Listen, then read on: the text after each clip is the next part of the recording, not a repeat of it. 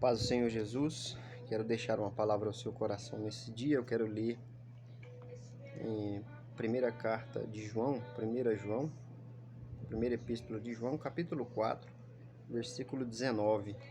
Diz assim: nós o amamos porque ele nos amou primeiro. Com essa carta de João ele foi um dos discípulos de Cristo, né? Um dos apóstolos, e ele era o mais novo deles, né? O único que não morreu martirizado.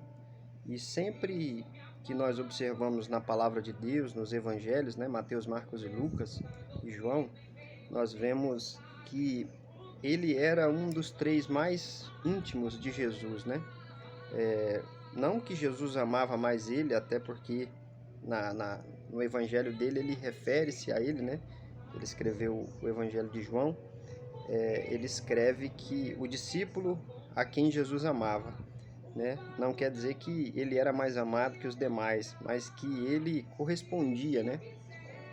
O nível de intimidade que ele tinha foi obtido pela própria dedicação de João, assim como Pedro, né? Tiago. Eles eram mais próximos de Jesus, assim como um filho às vezes é mais íntimo do pai, pela sua própria dedicação, pela sua obediência, pela sua proximidade com o pai, né?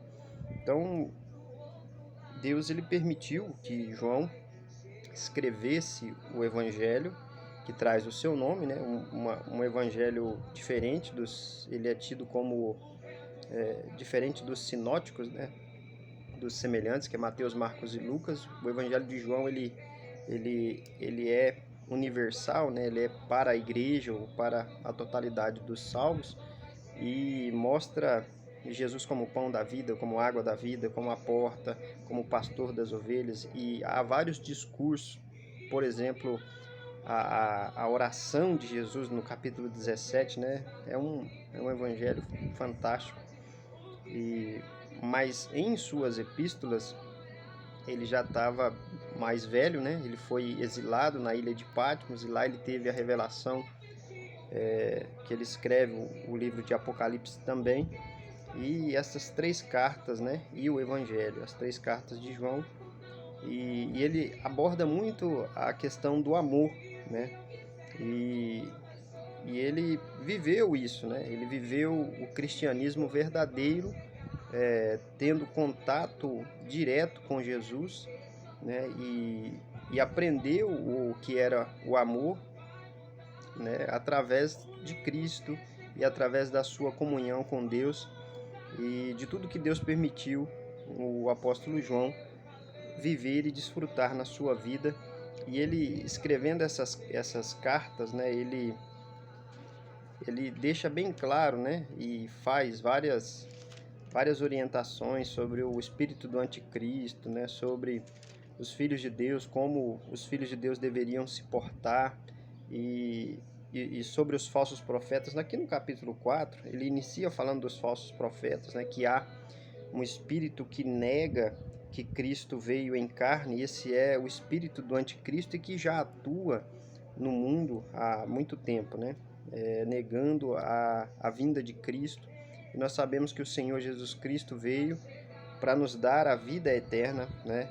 E a partir do versículo 7, ele já fala, né, aqui que Deus é amor e que nós, como cristãos que cremos no nome do Senhor Jesus, que vivemos para a glória de Deus, que aceitamos a Ele, né, como nosso Senhor, como Senhor de nossas vidas, como nosso Salvador, nós precisamos amar uns aos outros, né?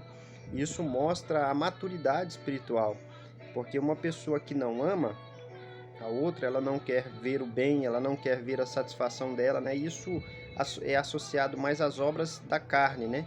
Que é a questão egocêntrica, do egoísmo, de querer, talvez de sentir inveja de uma pessoa que Deus tem abençoado. Então, é uma questão de maturidade espiritual, de uma pessoa realmente espiritual. E ela precisa amar as outras pessoas, porque nós somos seres humanos e o desejo de Deus é que todos cheguem ao conhecimento da verdade de Jesus, né, como Salvador, e se entregue a Ele e viva uma vida plena na presença do Espírito Santo, na presença de Deus. Então, a partir do versículo 7, ele fala ele diz: amados, amemos uns aos outros, porque o amor é de Deus, e qualquer que ama é nascido de Deus e conhece a Deus. Então, a essência do cristianismo é o amor, né? E se nós nascemos de novo, se nós cremos em Cristo, nós precisamos amar, né? E ele diz aqui: aquele que não ama não conhece a Deus, porque Deus, ele é amor. Então a essência de Deus é amor, e aquele que serve a ele, que nasceu de novo, ele deve ter essa essência de Deus no seu coração, nessa nova criatura, porque o homem foi corrompido, o pecado mudou a natureza do homem, né? E isso fez com que o homem se tornasse maligno, se tornasse tendencioso a desagradar a Deus, a satisfazer os seus próprios desejos. E esses desejos muitas vezes desagradam a Deus, são desejos pecaminosos. E ele continua dizendo, né? Nisso se manifestou o amor de Deus para conosco, que Deus enviou o seu Filho unigênito. Olha o amor de Deus para conosco, né? Lá, como ele escreveu também em João 3,16, que Deus amou o mundo de tal maneira que deu o seu Filho unigênito. Ele fala isso, praticamente a mesma palavra aqui, ó, que Deus enviou o seu Filho unigênito ao mundo para que por ele vivamos. Então, quando Deus ele dá o seu Filho Jesus, né, o unigênito, para morrer em nosso lugar, ele veio nos dar a vida. E ele diz, né, eu sou o caminho, João 14,6, eu sou o caminho, a verdade e a vida. E ele veio nos dar a vida através de Cristo. E aí ele diz assim: nisso está o amor, versículo 10.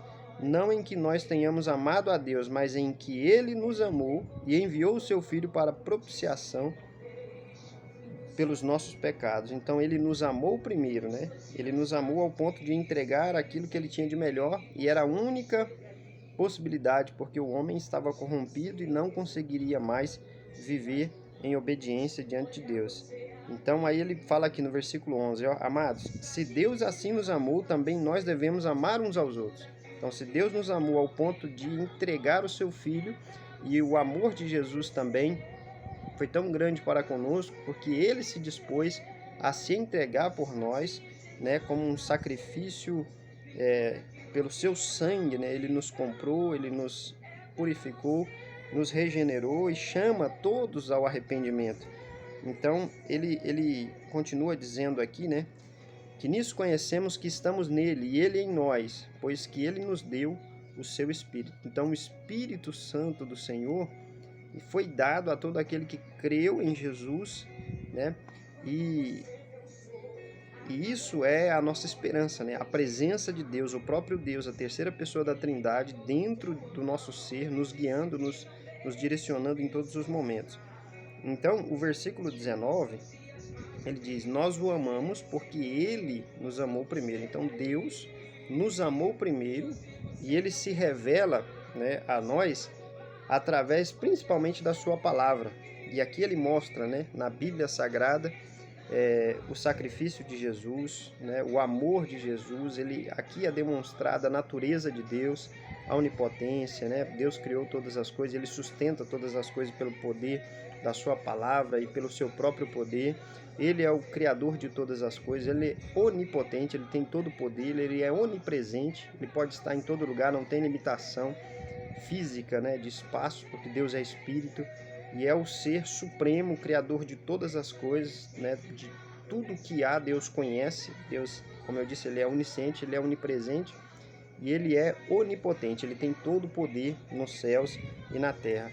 E o desejo dele é que todos se arrependam, né, e que vivam na presença de Deus, tendo a vida eterna, que foi isso, né, que Jesus veio à terra fazer. Ele veio morrer para dar a possibilidade do ser humano, né, ter a vida eterna. Isso é o mais importante. Então, muitas pessoas hoje se perdem no mundo, né? Estão aí em busca de prazeres, de fama, tudo que o mundo oferece, mas nós que servimos a Deus e que amamos a Deus, né, nós precisamos ouvir a palavra de Deus e viver em conformidade com essa palavra. E nós o amamos porque ele nos amou primeiro. E aí ele conclui, né, dizendo assim, ó: se alguém diz eu amo a Deus e aborrece o seu irmão, é mentiroso. Então é impossível que alguém que de fato ama a Deus continue aborrecendo o seu irmão. Por quê? nós sabemos da dificuldade que é a nossa vida cristã, e o nosso desejo deve ser sempre ver o nosso irmão bem, né? O desejo de Deus é que todos nós estejamos bem, estejamos crescendo na graça, no conhecimento, estejamos vivendo uma vida abençoada. Pois quem não ama o seu irmão, qual viu, olha, como pode amar a Deus a quem não viu? Então, aqui, antes ele diz, né? Ninguém jamais viu a Deus. Então, é por isso que nós precisamos amar os nossos irmãos. Porque quando nós demonstramos esse amor pelo nosso próximo, pelo nosso irmão, nós evidentemente amamos a Deus que nós não vimos, né? E dele temos esse mandamento, que quem ama a Deus, ame também o seu irmão. Então é necessário nós amarmos os seres humanos, né? E principalmente os nossos irmãos que congregam conosco, que estão junto conosco, porque nós o amamos, porque ele nos amou primeiro, se entregando por nós na cruz do Calvário, para nos dar a vida eterna, para nos remir, para nos comprar novamente, porque o ser humano deveria ser condenado à morte eterna, né, à condenação eterna, mas ainda Cristo, através do seu amor e da sua grande misericórdia, da sua graça, nos dá a possibilidade de sermos resgatados, né, da condenação eterna e termos a vida eterna pela graça de Deus, através da fé em Cristo Jesus. Nós tomamos posse da vida eterna e nós só amamos Ele porque Ele nos amou primeiro, morrendo na cruz para nos dar a vida eterna. Que Deus abençoe grandemente a sua vida em nome de Jesus.